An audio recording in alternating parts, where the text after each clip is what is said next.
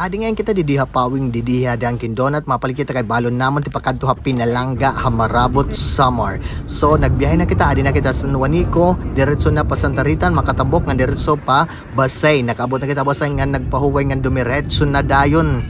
Ops, pag abot namo diri may Basyaw, lumusad anay kami ha sa Ub Cave, sumulod kami kay gingkita namon an mga paraghimo han banig nga nanira mga produkto man. Wow, katapos kumadto kami didtohan era wishing well, nag-wish ako syempre. Kan pagkatapos ito is kumadi kami didihan sa pit kay may dahito didi bagat chapel ano iton dida wala sa makubi mayor kay nahadlok kay medyo creepy. Yay, may kulalapnit ngan dumiretso na kami ti pagkadto Hamarabot ngadto namon destinasyon ha Pinalanga.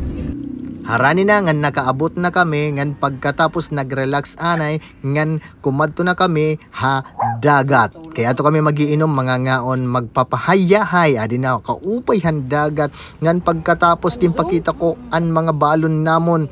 Wow, mga seafoods ngan pag-uran paghangin pag balud may da mga naanod nga mga lawayan amon gin pamurot amon gin kilaw siguro kanan mga mangiris ini ginlanat didtohan mga bantay dagat gin panlabog na kay gudti ay so gin pamurot namon ngan amon ini gin kilaw.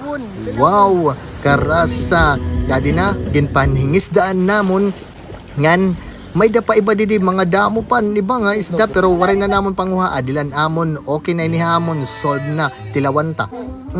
Man nga nakakaon gihap akuhin si cucumber. Wow, first time ko. Hampagbalhin na namon didihan, balahin amon ging kadian. Ngan gabi na alauna, mga ngaturog na kita.